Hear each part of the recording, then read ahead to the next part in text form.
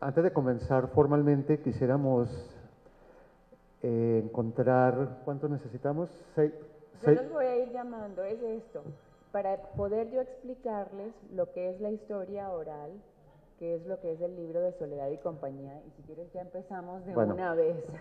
formalmente abierto. Formalmente abierto. Quiero que ustedes participen conmigo, porque este es un libro muy participativo. Es un libro en el que yo digo que es una fiesta, en que invito a gente a que me cuente de García Márquez. Entonces, como estas personas no están aquí, quiero que me ayuden ustedes a hacer las voces de ellas. Entonces escogí unas páginas que creo que van a gozar mucho, pero necesito participantes. Entonces estoy buscando a alguien que quiera ser la agente literaria de Gabo, Carmen Balcells. ¿Quién se apunta? Eso. Un buen rol es ese.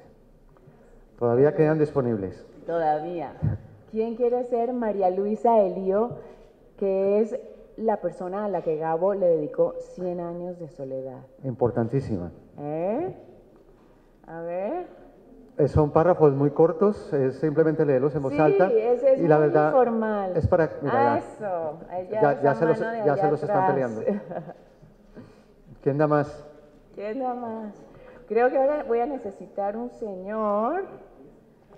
Y así ya saben quiénes van a hablar. Mira, ella es María Luisa, Carmen. Este señor de aquí enfrente es Emanuel Carballo, que es un mexicano. En esta feria le están haciendo un homenaje a Emanuel. Y esto me lo contó él, y no mucha gente lo sabe. Era la persona que Gabo le llevaba el manuscrito de 100 años cuando lo estaba escribiendo. ¿Ya? Necesito a Guillermo Angulo. Ese. Señor. Hola. Cristóbal, ¿quién quieres ser tú? Yo, Carmen Bartés. Ya, tienes que pelear tomada. Fernando Vallejo, ¿no? Se lo confunden. En serio. ¿Cuántos faltan? Se trata un poco también de que entiendan la dinámica de lo que es esta historia oral, y yo creo que con la lectura que haremos van a verlo mucho más claramente. ¿Cómo va a ser la dinámica? Es que la vamos a hacer bien informal, como es Soledad y Compañía, que es una fiesta a la que va llegando la gente. Entonces estaba buscando a las voces que nos van a acompañar. Ya repartí. Al principio les voy a contar cómo empezó este libro. Entonces tengo una pequeña muestra de alguna de las voces. Eso va a ser más al principio. Bueno, mientras tanto, yo sí quisiera contar quién es la anfitriona a esta fiesta. Es Silvana Paternostro, colombiana, para más señas, nació en Barranquilla. Luego más adelante nos contará por qué el propio García Márquez la llamaba la gringa barranquillosa. Silvana vive hace muchos años en Nueva York, pero siempre estaba conectada no solamente con Colombia, sino con toda Latinoamérica. Lo que me dice Wikipedia de ella es que escribe sobre Cuba, sobre Centroamérica, Suramérica, ha tratado temas como el SIDA, como el de los movimientos revolucionarios. Si hay algo impreciso, me lo dices. Una también de sus virtudes, y lo veremos también cuando entremos más a fondo a analizar el libro, es esa intersección que hay entre la literatura, la música y la política. Y creo que este libro de Soledad y Compañía es un texto que recoge muy bien esas tres corrientes digamos, en un solo cuerpo. Es autora de un libro que se llama En la tierra de Dios y del hombre, y de otro que se llama Mi guerra colombiana, un viaje a través del país que dejé atrás. Colabora con el New York Times, con la revista Newsweek, Paris Review, y en el año 99 fue seleccionada por Time y CNN como una de las 50 líderes de América Latina para el nuevo milenio. No sé si hay algo más que quieras añadir a tu currículum. No, eso es. No sé. Si Bueno, lo dejo ahí. si lo dice Wikipedia, démoslo por cierto entonces. Pues bueno, bienvenidos a esta charla que como pretendemos, queremos que sea muy informal sobre esta última publicación de Silvana, que tiene que ver, pues por supuesto, con un personaje que cobra mucha importancia en esta feria, y es García Márquez, quien también será homenajeado esta noche, y creo que también en el transcurso de la feria pues habrá distintos homenajes a alguien que creo yo fue tan mexicano como colombiano. Yo creo que lo más natural sería comenzar por el principio y por un poco lo que ya anunció Silvana, y es cómo nace esta historia. Pero antes yo quisiera comentar algo, porque la verdad, cuando yo comencé a leer el libro, hubo algo que me llamó la atención, que me pareció diferente, que me causó cierta sorpresa, y era esto de la historia oral. Yo tal vez peco de ignorante, pero creo que en Latinoamérica no es una forma de escritura, de crónica, de periodismo muy común, por lo menos en lo que es en los textos impresos. Y, yo había leído biografías del mismo García Márquez, de otros autores, pero pues, esta novela, este libro tan coral, tan de tantas voces, lo percibo muy heredero de lo audiovisual, como de esos documentales donde hay testigos que comentan, y yo la verdad no sé si hay muchos antecedentes en Latinoamérica, pero no lo tengo muy claro. No sé si tú tienes algunos ejemplos, y dinos por qué optaste por esta historia oral, o de dónde viene esto de la historia oral en el periodismo. A ver, les cuento un poco el principio de este libro y lo que es la historia oral, porque las dos historias van mano a mano y te van a contestar tu pregunta. Y quiero presentarles también a Cristóbal Pera, que fue el que ayudó e hizo que se hiciera. Yo pienso que tenemos el primer libro de historia oral en español, Cristóbal. ¿Tú qué piensas? Ahí tienes el micrófono. Bueno, buenas tardes a todos. A empezar, en nombre de la editorial de Penguin Random House y del sello Debate, muchas gracias. Yo creo que esta presentación es muy emocionante para mí, la verdad, por muchas razones, porque es un libro que he visto nacer desde una conversación y desde que pues, Silvana me envió los textos que había publicado en El Malpensante y en el Paris Review, y lo vi clarísimo que había un gran libro. Es muy emocionante también porque pues no tenemos aquí al protagonista del libro este año, y la verdad es que habiendo tenido una relación pues muy cercana con él, es muy triste, pero al mismo tiempo ver que el libro está aquí para celebrar su vida a través de las voces de tanta gente que lo conoció, pues eso es el mejor regalo que en esta feria va a haber para García Márquez.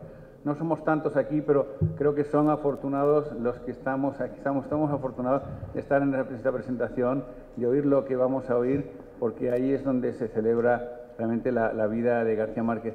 Y simplemente porque tenemos poco tiempo y lo que quieren ustedes es oír del libro de Silvana. Hay una anécdota que cuenta alguna vez Silvana, y es que cuando ella asistió a un taller de periodismo con García Márquez, ella que justamente es de Barranquilla, vecina de todo ese mundo donde surge él y surge su escritura, pues ¿qué iba a decir? La anécdota de cuando conociste. Sí, no, que tú escribes un artículo, 3 Days with García Márquez, en Estados Unidos, 3 días con García Márquez, y entonces parece que a él no le gusta ese artículo por alguna razón. Supongo que porque siempre fue muy privado, y cualquier cosa que salía sobre él pues supongo que no le gustaba mucho. Pero eso es una suposición. La cuestión es que si tú se sentiste que se había roto un vínculo ahí con él en un cierto momento, ¿no? Y lo que pensaba hoy es que qué maravilla que con este libro me vuelvo a reencontrar con él, pero llevo 4 años en ese reencuentro. Les voy a contar un poco cómo nace este libro y qué quiere decir la historia oral. Pero contándole un poquito más de lo que decía Cristóbal, yo soy de Barranquilla y vivo en Nueva York desde el año 86.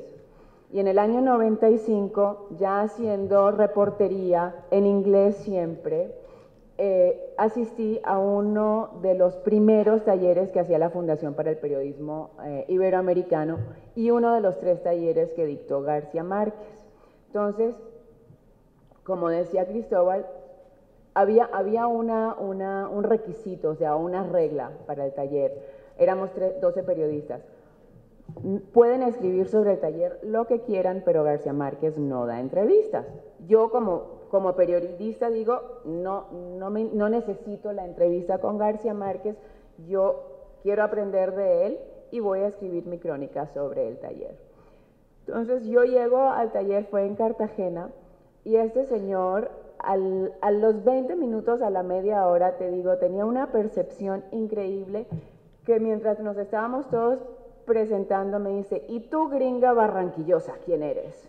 Entonces, este libro es un poco esa mezcla, porque la historia oral es un género bastante del día a día periodístico en los Estados Unidos, y este libro empieza porque yo recibo una llamada de Tina Brown en el año 2000, cuando ella estaba empezando Talk, cuando se va del New Yorker a hacer su propia revista, y lo que ella quería hacer de modo muy atrevido, porque ella siempre fue una editora muy atrevida, era hacer una revista que juntara un poco el mundo de Hollywood, que es parte de la cultura americana, con el mundo de los libros muy serios. Y como parte de esa mezcla, tenía una sección de historia oral.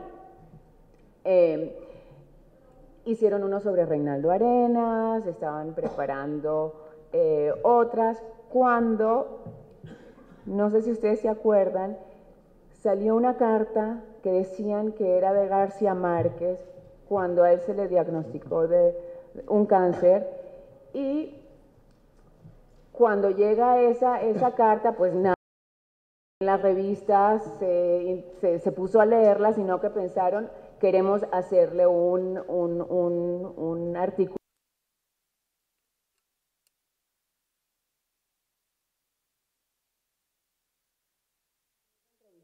a las personas, y ellos, yo sé que querían esos nombres en bold, como le decimos en los Estados Unidos, los nombres famosos, reconocidos, y yo les dije, no, yo quiero traerles las voces de quien lo tuvieron de cerca antes y cómo pudo él escribir 100 años de soledad. Pero yo, como vivía en los Estados Unidos, tenía muy claro el género de historia oral. Había ya leído el libro de George Plimpton que hizo sobre Edie, que es una de las primeras participantes del círculo de Andy Warhol. Entonces yo llego muy segura de qué es lo que tengo que hacer para mi trabajo. Llego a Barranquilla, de donde soy, como ya les dije, y por eso les quiero contar un poquito esta parte del libro, y luego les voy a contar cómo ese artículo se volvió el libro de Soledad y Compañía, que fue a raíz de una conversación que tuvimos Cristóbal y yo en el año 2010 o 11, no me acuerdo, 10. Sí, entonces yo llego a Barranquilla con esta tarea de hacer un artículo para la revista Talk de Tina Brown, y la verdad es que es un clash cultural, esa Barranquilla y esa revista en Nueva York. Entonces yo llego a casa de mi tío a comer ese día a casa de mi madrina y me dice, ajá, Nani, en ese desparpajo del barranquillero, ¿y en qué andas, no? Porque yo siempre andaba en esos reportajes que a ellos les parecía una... ¿En qué locura andas ahora? Y le dije, no, ando buscando a los amigos de García Márquez. Yo como había crecido ahí, pues sabía de los primeros y últimos amigos, como los menciona él en el último capítulo de 100 años y soledad. Conocía un poco los cuentos de La Cueva, una tienda de abarrotes que convirtieron en cantina. Yo puedo decir que hoy por hoy es como nuestro Demagó, ¿no? Un poco, es un sitio de peregrinaje de los gaólogos del mundo. Entonces, me dice mi tío, también en ese despacho, me dijo, vete donde Juancho Jinete, dile que eres mi sobrina, y él era uña y mugre con García Márquez. Él tiene muchas cosas que contarte. Entonces yo me fui, en ese momento estas eran las grabadoras que se usaban, y yo llegué allá a preguntarle que me contara qué se acordaba él de García Márquez. Y nadie le decía García Márquez, le decían Gabito y Gabo. Y uno de ellos, Héctor Rojas Erazo, para explicarme la descomplicación de Barranquilla, donde nada tenía tanta importancia, ni siquiera cuando él fue premio Nobel, ¿no? Entonces llegaba Gabo a Barranquilla y le decían, ajá, premio. Entonces eso te da un poco ese sabor que tiene Barranquilla, que yo creo que queda plasmada en muchas de las novelas de García Márquez. Entonces, bueno, les iba a poner el fragmento, pero es solamente el comienzo, ¿no? Que me lo encontré porque en el año 2010 u 11 yo llego a hablar con Cristóbal de otro libro, de mi libro anterior. Por eso estaba en tu oficina. Pero el día anterior yo había visto a García Márquez, que no lo había visto desde ese taller donde me dijo Gringa Barranquillosa, y lo vi en la inauguración del Museo Sumaya. Y ahí en la tarima estaba Carlos Slim, estaba el presidente de México, estaba Larry King, todo un grupo muy variado.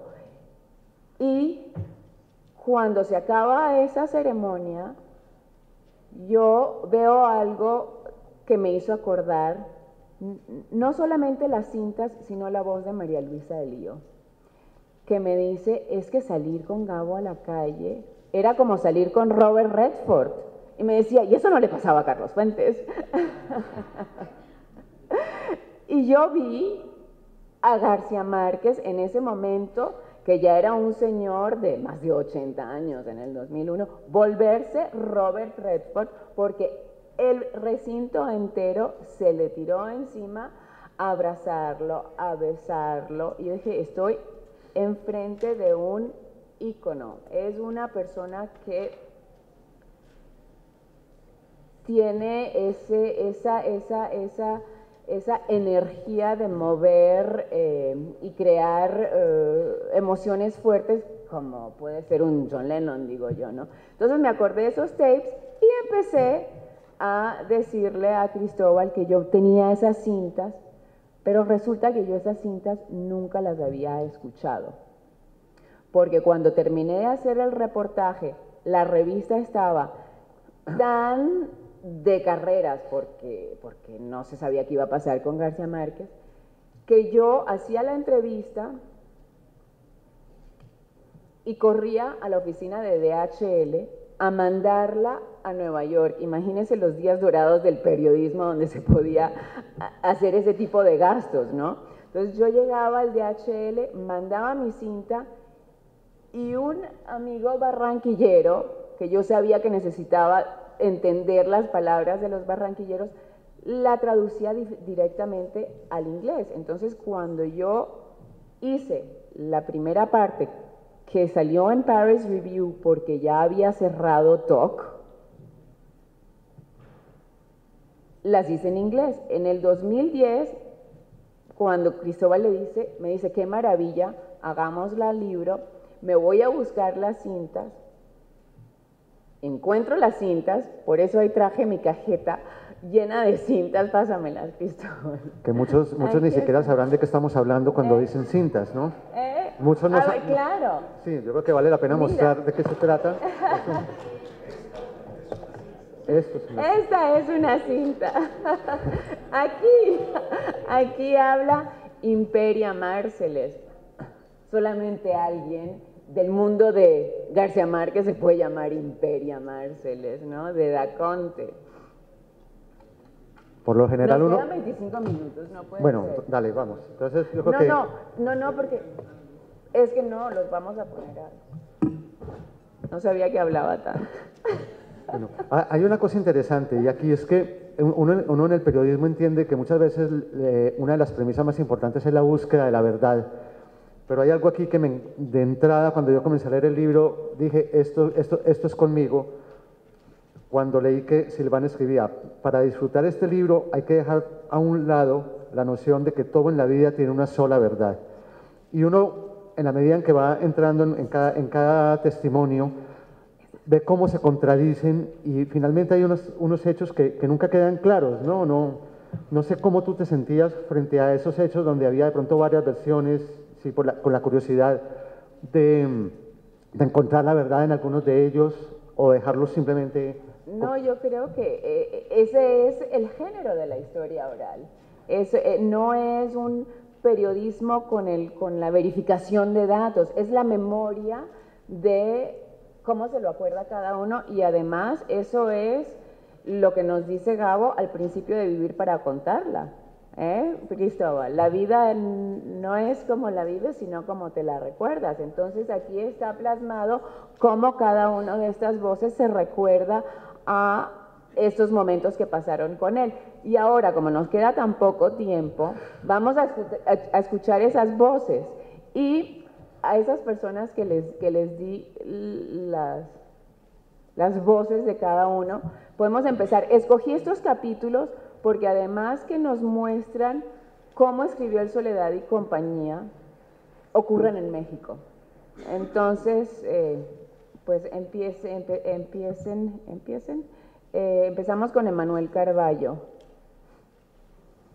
Era un escritor conocido por la gente inteligente de México, América Latina y España, pero no era famoso. Lo conocíamos muchachones que íbamos a ser interesantes al cabo del tiempo, pero que éramos comunes y corrientes. No valíamos mucho la pena.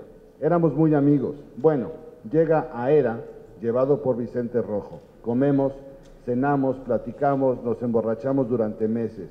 Y Era le publicó todos los libros colombianos y los nuevos libros que hizo en París y que hizo en México.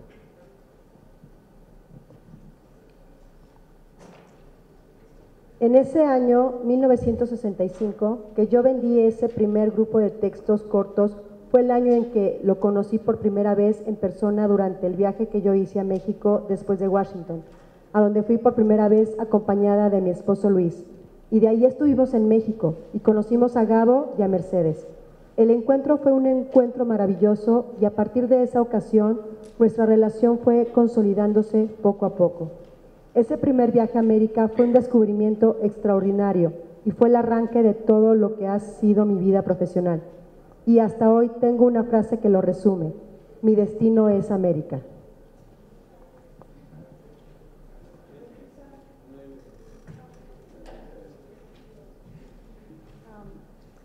Fue la tercera vez que nos vimos. Fuimos a cenar otra vez a casa de Álvaro Smutis, que aún no se había casado con Carmen, su mujer. Carmen preparaba un arroz a la catalana y a la salida de una conferencia nos íbamos en grupo a comer el arroz a la catalana. Entonces Gabriel me tocó cerca y empezó a hablar y hablar a todo el mundo. Era de una sencillez apantallante. Todo parecía menos un escritor. No era presuntuoso, no hablaba en un lenguaje lleno de figuras literarias y de palabras exquisitas, sino que hablaba como toda la gente. Al contrario, jugaba a ser de una sencillez que desarmaba a los pedantes. Y entonces, al llegar a la casa de Álvaro, un departamento chiquitito, la gente ya lo había oído, pero se fue desperdigando por un lado y por otro. Yo me estaba emocionando tanto por lo que me estaba contando que seguí pegada a él. Le decía, cuéntame más, ¿cómo sigue? ¿Y luego qué pasó? Entonces se fueron y yo me quedé sola con él y me contó todo, 100 años de soledad, todo muy distinto a lo que estaba escrito, pero todo desde un momento. Y me acuerdo yo, por ejemplo, cuando me decía que el cura levitaba, que yo se lo creía totalmente. Era tan convincente lo que me decía que yo decía, ¿por qué no va a levitar el cura? Y yo le dije, si escribes tanto, has escrito la Biblia, puedes escribir una Biblia. Y me dijo, ¿te gusta? Y le respondí, es una maravilla. Me dijo, pues es para ti. Y le dije, no hagas eso, por favor no me hagas eso. Yo creo que me vio con tal inocencia que dijo, se lo dedico a esta tonta.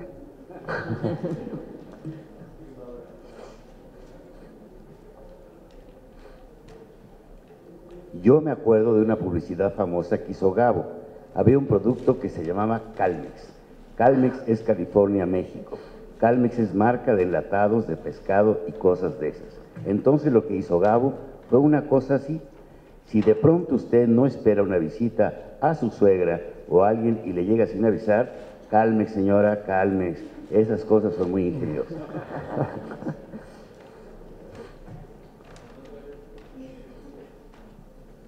Y entonces nos fuimos, Jomi, Mercedes, Gabriel y yo hacia la casa en coche, manejando Jomi. Y dijo Gabriel a Mercedes, ¿te parece bien que le dedique mi próxima novela a María Luisa? Y dijo Mercedes, ¿cómo no? ¿Y a ti te parece bien, Jomi? Sí, ¿cómo no? Y así fue. Bueno, yo creo que hicieron una gran amistad. Además, es una linda dedicatoria. Yomi García Scott y María Luisa Elío.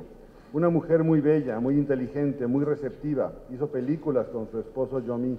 Era una gente encantadora, guapetona, andaba en motocicleta. Yo dirigía la revista de la Universidad de México y él iba a mi casa a dejarme el artículo en su motocicleta. Es muy interesante María Luisa, muy inteligente, con juicios muy atrevidos y siempre daba en el blanco. O sea que está muy bien dedicada. Una mujer con mucho talento, muy bonita, guapa, vestía muy bien, amiga de las gentes mejores de México en ese tiempo y en todas partes. A donde iba llamaba la atención, por su belleza y por su talento. Fue muy amable con García Márquez y García Márquez le pagó dedicándole el libro. Yo iba triunfante con mi contrato en Estados Unidos para 5 libros. No me acuerdo, pero creo que fue un adelanto de $1,000. Y cuando se lo enseñé triunfante a Gabriel García Márquez, él hizo un comentario memorable y dijo, es un contrato de mierda. Hace pocos días, con motivo de su muerte, di una entrevista a una televisión peruana y el locutor de esa televisión peruana me preguntó si era verdad esa historia y esa respuesta. Y me dijo, ¿qué le pareció esa respuesta? Y yo le dije, en su momento me pareció una respuesta arrogante, pero pasados los años y habiendo tratado a grandes escritores valiosos, yo he descubierto que el escritor valioso es el primero que sabe que él lo es, ese es el propio. De manera que ya no me pareció jamás que era una respuesta arrogante, sino que era una respuesta adecuada a la magnitud del proyecto literario que él tenía en ese momento.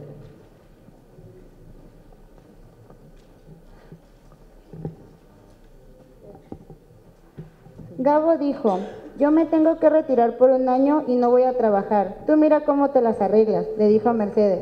A ver qué haces, pero yo durante 1 año no trabajo. Y Mercedes se las arregló como podía.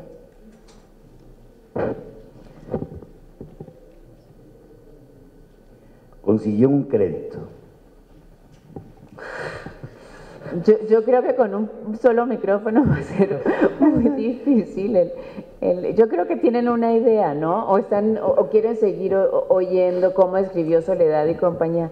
No, es que esto ya no me... Bueno, hay algo interesante y es que eso que están oyendo ahí no son testimonios puestos a la loca, sin pie ni cabeza, de una manera muy inteligente, muy bien analizada. Creo que Silvana lo ha estructurado de manera que esos testimonios cuenten una historia y también lo hace cronológicamente, porque comenzamos con ese Gabriel García Márquez. Otra cosa, el libro está dividido en 2 partes, que son AC y DC. así como en la religión, pero esto es, como supondrán, antes de 100 años y después de 100 años. Entonces, esos testimonios a su vez van contando la cronología de lo que fue más o menos la vida de García Márquez. Sí, así es, y yo creo, y por eso desde que empecé a pensar el libro, yo siempre tuve esta foto en mi mente que quería ilustrar la portada. Y el libro es el antes de 100 años y el después de 100 años, porque yo sí pienso que es un parteaguas muy importante, no solamente en nuestro mundo latinoamericano literario, sino en la vida de esta persona. Y esto me recuerda, una de las voces que hay aquí no me la cuenta Tomás Eloy, pero le sucedió a Tomás Eloy, que cuando sale 100 años de soledad y él está en Buenos Aires, tenía 2 semanas, 3 semanas de haber salido el libro, y él va con Tomás, y estaba con Mercedes también, al Teatro Colón, pero como público, y alguien en el público lo reconoce y dice, ahí está el autor de 100 años de soledad, y alguien la escucha y dice, es el autor de 100 años de soledad, y se va pasando la voz, y llega un momento en que empiezan a aplaudirle, y se para el teatro entero y le hacen, es impresionante. 2 semanas de haberse publicado y no terminamos de leer las voces, pero en ese momento García Márquez había pasado 18 meses encerrado escribiendo un libro que él quería escribir hacía 25, ya se sentía que tenía la capacidad de hacerlo, y lo hizo de una manera gracias a la ayuda de sus amigos, de su familia, que lo dejaron hacer este libro. Él llega y que se cuenta mucho, ¿no? Que Mercedes, cuando van a mandar el libro a Buenos Aires, ella le dice a él, espero que sea bueno. Entonces, 2 semanas antes, él no sabía si iba a ser buen libro o no. Y se encuentra con un teatro de personas en otro país que le aplauden. Entonces, yo creo que eso tiene que marcar a cualquier persona.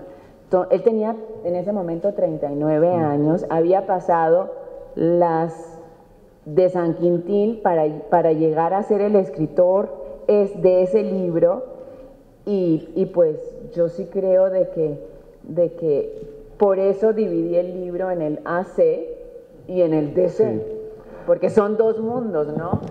El antiguo, y que yo digo que este es mi antiguo, y luego cuando empecé a hacer las otras entrevistas, porque cuando terminé de escucharlas y de transcribirlas, me di cuenta que le faltaba había unos huecos en el libro para darle ese contexto más universal que fue la vida, o sea, la obra de él. Entonces me fui a buscar más voces para mi fiesta, porque yo digo que esto es una fiesta, y fui a buscar a su traductor al inglés. Aparece su biógrafo Gerald Martin, ahí es donde entrevisté a Carmen Balcells, y esas las hice ya con el MP3, entonces este es el Unplugged del AC y este es el DC. Entonces...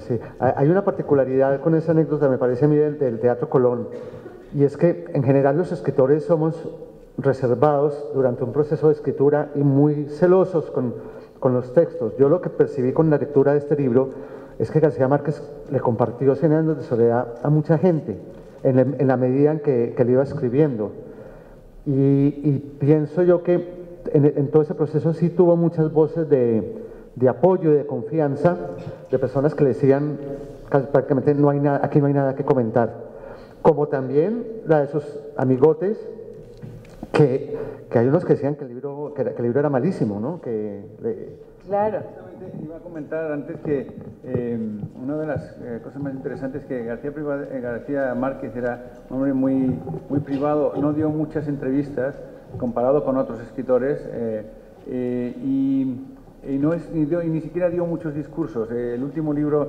que editamos juntos fue Yo no vengo a decir un discurso, una recopilación de sus textos, y había 23, a lo mejor se pueden encontrar 30, pero es alguien que ustedes comparan, no voy a decir nombres, ¿no? Pero otros escritores latinoamericanos que dan un discurso cada mes, no, iba a decir cada semana, pero cada mes, ¿no? Y García Márquez en ese sentido era un hombre muy, muy privado y sí que pues compartía, como estaba diciendo ahora Jorge, con sus amigos. Tenía un círculo que a veces era amplio, otras veces menos, pero que eran su protección también. Con lo cual ahí es donde el libro tiene la importancia tan grande que creo que tiene, y es que justamente va al círculo en donde de voces que pueden realmente contar cómo era García Márquez, porque no lo van a encontrar en entrevistas, ni lo van a encontrar en discursos, ni lo van a encontrar en documentales, ¿no?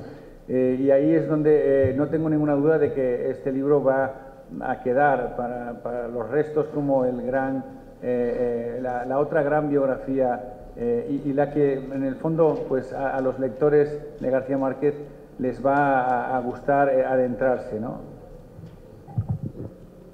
Yo quiero agregar que a él no le gustaba ni dar entrevistas y le gustaba compartir con sus amigos, y ese es uno un poco como con lo que yo me quedo como autora y como la que oyó tanto hablar sobre García Márquez.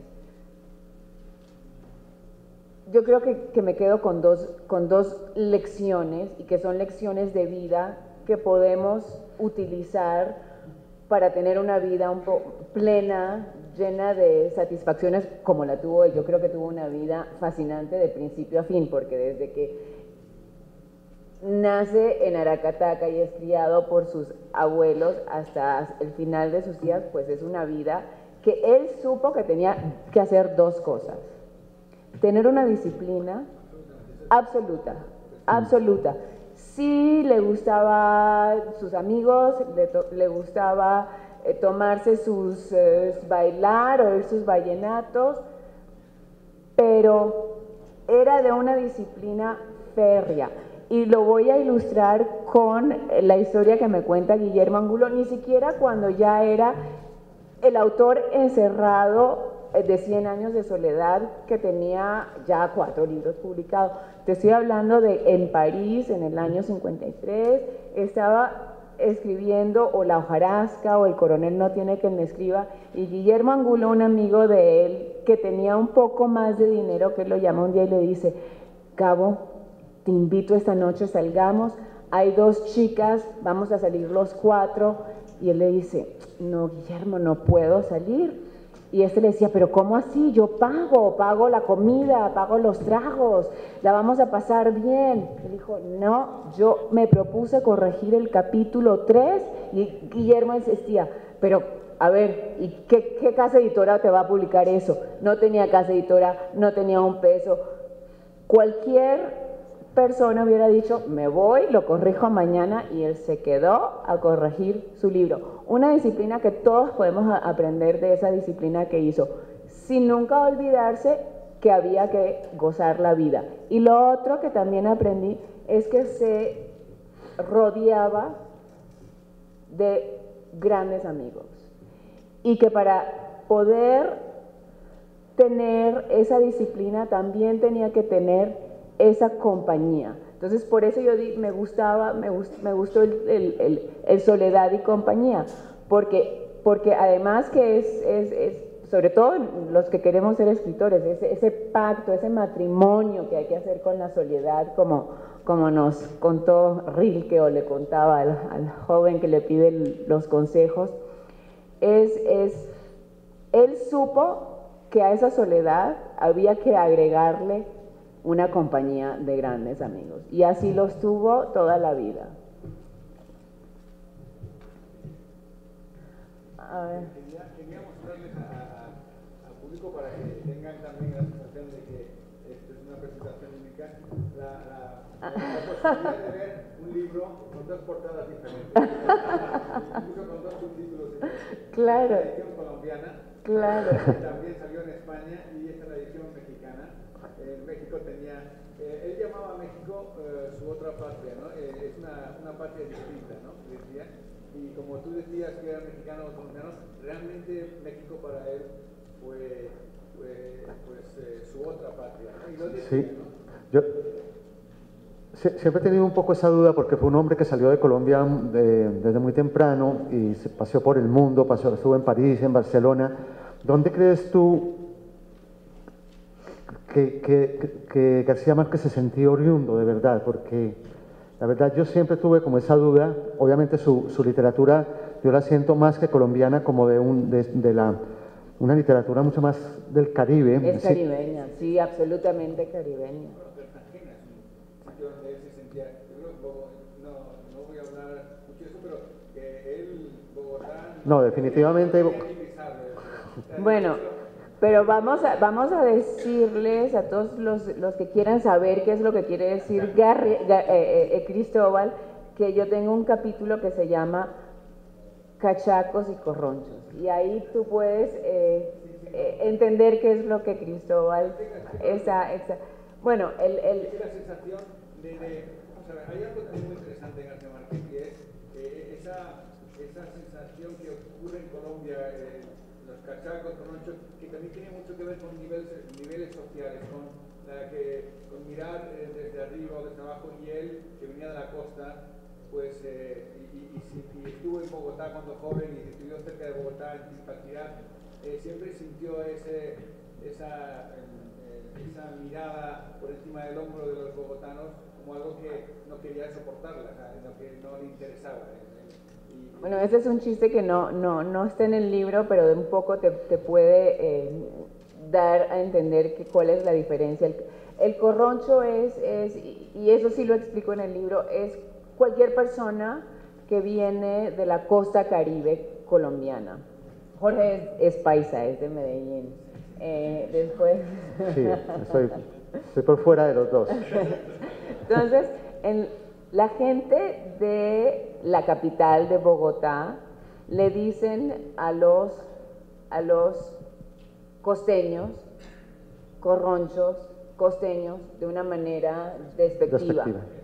Y el costeño le dice al capitalino cachaco de una manera despectiva. Y un poco para darte la diferencia de lo que es ser de la costa y ser capitalino, hay un chiste colombiano que está un costeño, va en el carro, en el tráfico de Bogotá, y ve un chico que fue a la escuela con él cuando era joven, y va pitándole para saludarlo, y le dice, oye, y le pitaba, y el bogotano muy, como, ¿quién eres tú? Y baja el vidrio y le dice, ¿no te acuerdas de mí? Estábamos en la misma clase. Y le dice el bogotano, querrás decir en el mismo curso. Entonces eso te da un poco esa...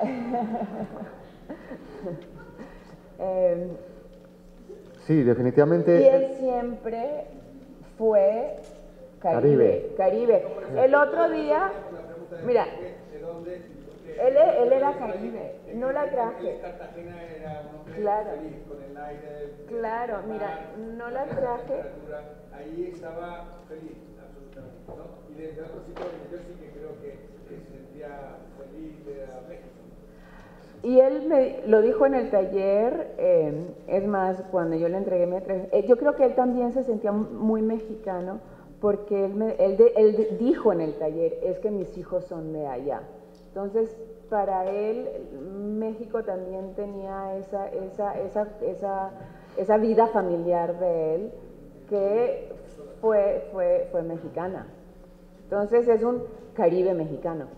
Está la familia por primera vez y donde escribe, finalmente, es tan importante en México por eso, porque después de haber estado él solo pues, en Europa, después de haber peregrinado a Venezuela, después de que se van a Nueva York, mucha gente no sabe que pues, él estuvo viviendo en Nueva York. Pero nosotros lo ponemos en el libro. Sí. Tenemos un capítulo en que cuenta cómo, es más, cómo llega Gabo a México, porque se vino por carretera. Él era, claro, esto, a ver quién no sabe, alce la mano. ¿Qué hacía Gabo en Nueva York? Era el corresponsal de prensa latina, de los cubanos, y empiezan a llegarle llamadas amenazantes. Ya estaba el grupo de anticastristas haciendo bulla, y él empezaban a amenazar, y lo dice Guillermo Angulo, pues ya Gabo era un poco miedoso, dice Guillermo, y tenía un hijo de 1 año, y llama a su amigo Plinio, que también hizo parte del antes de, muy de cerca de él, y le dice, por fin voy a hacer ese viaje que siempre quiso hacer, porque él quería pasar por el sur de los Estados Unidos, que era la tierra de Faulkner. Entonces él se va en un autobús de Greyhound con su esposa y su hijo de brazos, con $100 que le manda Plinio, y llega a México. Entonces, llega a la estación, se toman un arroz, claro, un sitio, una arroz a la mexicana, y entonces Mercedes dice, en un sitio donde hay arroz así puedo quedarme. Entonces ahí se confunde toda la familia, y después el hecho es que ahí tiene la tranquilidad de poder sí. Y de nuevo esa compañía, esos buenos amigos que aquí están en la voz de María Luisa Elío, y si quieres, no sé cuánto tiempo nos queda muy poco, ¿no? Muy poquito, sí. Pero si quieres, tú cuenta qué dice Rodrigo Moya, que va y lo visita. Además aquí hay otra cosa que tiene el libro que yo también quiero contarles, que tiene unas fotos muy, muy especiales. Algunos de los capítulos tienen unas fotos que algunas son que nunca habían sido editadas, y hay una que abre el libro que es de Guillermo Angulo, que fue su gran amigo, y es García Márquez. Es la única foto de él. Es la única foto de él escribiendo 100 años de soledad. Y para concluir, sí, vamos a oír la voz de Rodrigo Moya, que lo va a visitar un día en que está escribiendo 100 años de soledad. Yo simplemente también para sembrar un poco la curiosidad, el interés por este libro, creo que hay 2 capítulos aquí que son bastante valiosos, pero son temas muy inéditos en lo que tiene que ver con la vida de García Márquez. Uno es lo que se habla tanto y se ha murmurado tanto sobre su pelea con Mario Vargas Llosa, el famoso puño que le dio aquí en México. Pues parece que estos amigos tienen la respuesta. Y lo otro, que es algo que me parece bonito y respetuoso, es cómo sus amigos ya lo ven, ya en la época que García Márquez está enfermo, y que sienten que lo van perdiendo, que él se va alejando de esa realidad, y cómo perciben ellos esa enfermedad. Y me parece que es algo, como decía, inédito, porque mucho es lo que se ha hablado, mucho se ha dicho, pero realmente en lo impreso nunca se había escrito sobre el tema de la enfermedad de García Márquez. Entonces lo que dice Rodrigo Moya es, él vivía en la colonia Florida, ya estaba casado y con los 2 chicos. A veces iba a su casa con Angulo. Recuerdo una visita o 2 que hicimos a casa de Gabo, porque Angulo lo visitaba mucho, y Gabo estaba escribiendo 100 años de soledad. Entonces llegamos temprano, como a las 7, y todo estaba a oscuras, y nos dice Mercedes, Gabo está trabajando, pero al ratito baja. Esperamos 1 hora y Gabo no bajaba. Entonces nos pusimos a fumar marihuana, y al rato bajó Gabo y se sumó. Estuvimos platicando, y yo nunca recuerdo las pláticas. Imagínate, hace 50 años. Pero estábamos muy sabrosos junto a la chimenea, que estaba prendida, y nos habló de 100 años de soledad, y lo que sí me acuerdo es que estaba hinchado. Entonces nos dijo Mercedes que cuando él estaba escribiendo una parte o algún momento muy intenso, se hinchaba, la cara se le hinchaba. El proceso de una obra así es un poco sobrehumano. Entonces suceden estas cosas. Bueno, muchas gracias por su asistencia.